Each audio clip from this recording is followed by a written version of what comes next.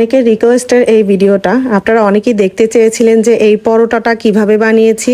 আমি জানি অনেকেই এইভাবে করে পরোটা বানাতে পারেন। যারা বানাতে পারেন তাদের কাছে হয়তো বা ভিডিওটা ভালো লাগতে নাও পারে, কিন্তু যারা আমাকে রিকোয়েস্ট করেছিলেন পরোটার রেসিপিটা দেওয়ার জন্য, ঠিক তাদের জন্য এটা করা। আম্মুর হাতের এই স্পেশাল পরোটাটা আমাদের বাসার সবারই খুব পছন্দের। ইভেন আমাদের ফ্যামিলি সবাই এটা খুব পছন্দ করে আম্মুর হাতে। এইখানে প্রথমে আটা নিয়ে নিয়েছে, আর তার মধ্যে হচ্ছে পরিমাণ মতো লবণ দিয়ে দিচ্ছে। আর এখানে কিছুটা রুটি ফ্রোজেন করে রাখবে, সেই জন্য এখানে একটু বেশি করেই নিয়েছে। তার মধ্যে এখন দিয়ে দিচ্ছে সয়াবিন তেল। তেলের পরিমাণটা অবশ্যই আটার পরিমাণের উপরে নির্ভর করে, মানে বেশি কতগুলি দেওয়া যাবে না। তারপরে সবকিছু ভালো করে এখন আম্মু মাখিয়ে নিচ্ছে। আর এটা কিন্তু অবশ্যই কুসুম গরম পানি দিয়ে বানাতে হবে। একটু একটু করে পানি দিয়ে আম্মু এই গোলাটা তৈরি করতেছে। আর এটা অবশ্যই নরম সফট করে তৈরি করবে। মূলত এই গোলাটা তৈরি করার মধ্যেও কিন্তু এই পরোটাটা বেশি ভালো হয়। তো আম্মু তো সবসময় এভাবেই করে। এই যে ডোটা কিন্তু এখন একদমই তৈরি হয়ে গিয়েছে, আর অনেকটা নরমও কিন্তু এটা এখন।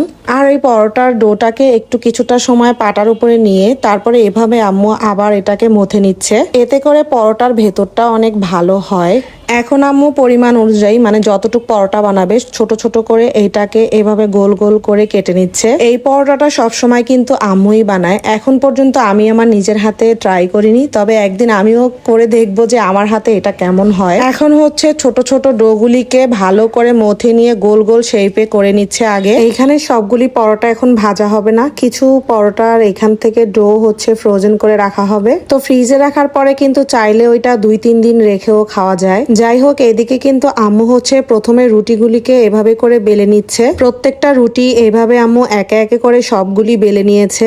এখানে বেলার সময় কিন্তু কোনো রকম তেল ব্যবহার করেনি, শুধু ময়দা গুঁড়ো নিয়ে তারপরে এটাকে বেলে নিয়েছে। এরপরে এখন একটা একটা রুটি নিয়ে তার মধ্যে সামান্য একটু তেল দিয়ে তার মধ্যে হচ্ছে আটার একটু গুঁড়ো দিয়ে দিচ্ছে। রুটিগুলির মধ্যে এভাবে করে গুঁড়ি দিয়ে তারপরে হচ্ছে স্কোয়ার শেপে হচ্ছে এটাকে ভাঁজ করে নিচ্ছে। সবগুলি রুটি কিন্তু এইভাবে নিয়ে একটু তেল দিয়ে তারপরে একটু গুঁড়ি দিয়ে এইভাবে স্কোয়ার শেপেই ভাঁজ করে নিয়েছে এক এক করে। এই ভাঁজ করার থেকেই হচ্ছে কিছু ফ্রোজেন করে রেখে দিবে। এই যে এখন এগুলি বক্সে করে বাকিগুলি রেখে দিয়ে আর যেই কয়টা ভাজা হবে ওগুলি এখন ভাজবে। এইভাবে করে ফ্রিজে রাখলে কিন্তু 2-3 দিন অনায়াসে খাওয়া যায়।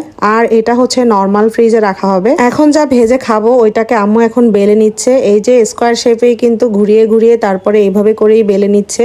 আর এইভাবেই প্রত্যেকটা বেলে নিয়ে তারপরে যে ভাজতে চলে আসছে। আমি এইদিকে হচ্ছে এখানে পোড়া চাটা বানাবো। আর এই চাটা দেখেই কিন্তু সেই দিন আমি পরোটা খেয়েছিলাম। তো এই পরোটা দেখে আপনারা বলেছিলেন যে রেসিপিটা দেওয়ার জন্য, তাই ভাবলাম আজকেও চাটা দিয়েই খাবো। দুধ চায়ের সাথে কিন্তু এই পরোটা খেতে ভীষণ ভালো লাগে, তাই ভাবলাম আজকেও এটা দিয়েই খাই। চা পাতা, চিনি, এটাকে আমি প্রথমে একটু হালকা পুড়িয়ে নিয়েছি, মানে একটু এটাকে পানি যখন বের হয়ে আসছে ক্যারামেলের মতো হয়ে, তখন এটার মধ্যে আমি দুধ দিয়ে দিচ্ছি যতটুকু চা খাবো তার পরিমাণ অনুযায়ী। যারা এই চাটা খেয়েছেন তারা জানেন এই চাটা কিন্তু ভীষণ মজা হয়। এটা সুন্দর একটা ঘ্রাণ আসে খাওয়ার সময়। অনেকেই বলেন যে এই চাটা নাকি তিতা হয়ে যায়, তো তাই জন্য বলবো আপনারা কিন্তু বেশি একটা পুরাবেন না। চা পাতা আর চিনিটাকে হালকা একটু যখন গলে আসবে তখনই এর মধ্যে দুধটাকে দিয়ে দিলে আর এটা একদমই তিতা লাগবে না।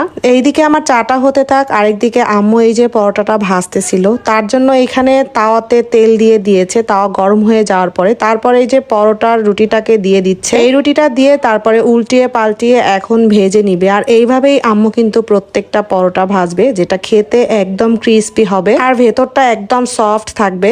এটা দুধ চা দিয়ে খেতে ভীষণ ভালো লাগে, যেটা আসলে খাওয়ার সময় বুঝাই যায়। পরোটাটা যখন এরকম কালার হয়ে আসছে একটু হালকা হলুদ টাইপের, তখনই আম্মু এটাকে উঠিয়ে নিচ্ছে। আর 2-5টা এভাবে করেই ভেজে নিতে হবে প্রত্যেকটা পরোটার। আমাদের বাসায় এই পরোটা হলে তো সকালবেলা বা রাতের বেলা কোনো কথাই নাই। একে একে করে আম্মুর সব পরোটাগুলি আম্মু ভেজে নিয়েছে। তারপরে এই যে আমার চাটাও কিন্তু এইদিকে হয়ে গিয়েছে। কিছুক্ষণ জাল করে নেওয়ার পরে আমি নামিয়ে নিয়েছি। প্রত্যেকটা পরোটাই এরকম মচমচে হয়েছে আর একদম ভেতরটা ক্রিস্পি হয়েছে। আর এটা দিয়ে চা দিয়ে খেতে এত ভালো লাগে, ভিজিয়ে ভিজিয়ে চায়ের মধ্যে এরকম চুবিয়ে পরোটা খাওয়ার মজাই আলাদা। আর এই চায়ের সাথে তো কোনো কথাই নেই। তবে আপনারা একবার ট্রাই করে দেখতে পারেন যদি ভালো লেগে থাকে।